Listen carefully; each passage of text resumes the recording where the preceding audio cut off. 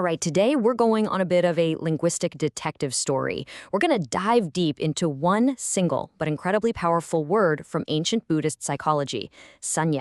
We're going to peel back its layers to see not just what it means, but how it's actually building our reality from moment to moment. But first, let me start by asking you a question. Is simply seeing something the exact same thing as knowing what you're seeing? Just hold on to that thought, because the answer to that question is really at the heart of this whole explainer. Now, if you look up Saññā, the standard go-to translation you'll find almost everywhere is pretty straightforward. It's almost always translated as perception. And that, right there, is our first clue. And on the surface, this makes total sense, right? Saññā is the faculty that lets us recognize the world around us. You see a shape, you hear a sound, you smell a scent. Yep, that's Saññā.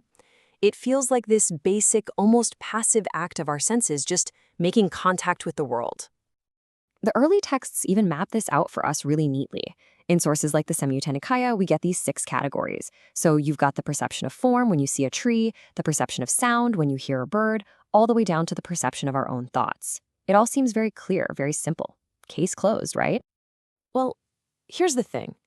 If it were really that simple, would this one mental factor be so incredibly central to the entire teaching?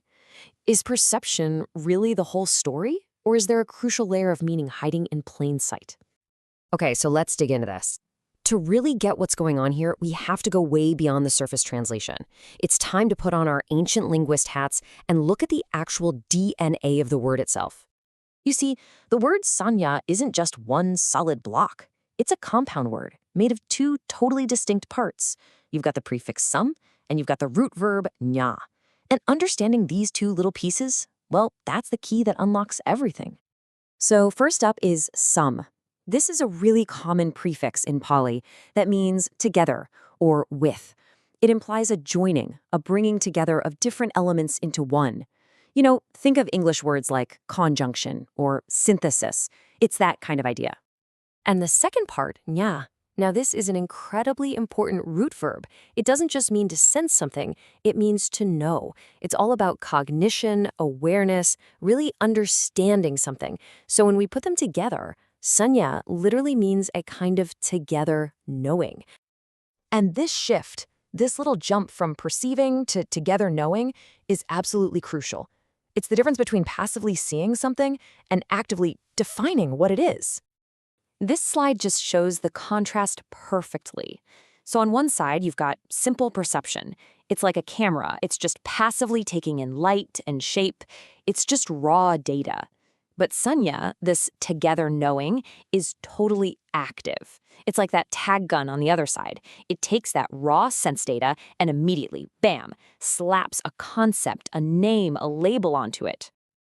And hey, you don't have to just take my word for it. The ancient texts say this explicitly.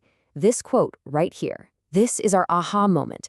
The reason it's called Saññā is because it's sañjānati, because it labels. This isn't some modern interpretation. This is the original intended meaning, right from the source. So here's the crucial point. We're not just passively perceiving the world. From moment to moment, we are actively labeling it. And that simple, automatic act has profound implications for our entire experience of life. Just think about it. Before any thought or judgment, what your eyes actually see is just raw data. A burst of photons, a pattern of color and light hitting your retina. It's completely neutral information, just like this simple blue circle on the screen. And this is what our mind does instantly, faster than we can even notice. Saññā grabs that raw blue and immediately starts labeling it. It might become sky, which brings with it concepts of openness. Or maybe it's sad, the color of melancholy. Or calm, like a still lake. The raw data is exactly the same, but the reality we experience is created by the label. And why does any of this matter so much? Well, because according to this ancient psychology, our stress, our anxiety, our dissatisfaction, so often it comes directly from applying the wrong labels to our experience, automatically and completely unconsciously. The texts point out these 3 core distortions, or vibalasa. We slap the label of permanent on things that are constantly changing. That's the shock we feel when a job ends or a relationship changes, because we had unconsciously labeled it forever. We put the label of pleasant on fleeting, unreliable things, and that's the endless chase for the next thing we think will finally make us happy. And maybe most fundamentally, we take this messy, ever-changing stream of thoughts and feelings, and we stamp it with a solid, unchanging label of me. So, if our minds are just automatic labeling machines, what on earth can we do about it?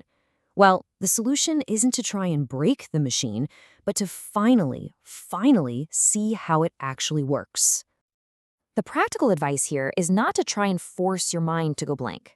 I mean, that's a losing battle, right?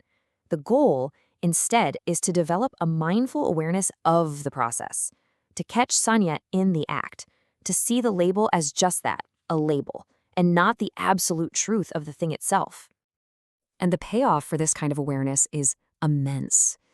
This text suggests that when we see through our automatic labeling, especially that core label of self, we become unconstructed. We are no longer rigidly built and defined by our fleeting thoughts and feelings. We're not trapped by the labels anymore.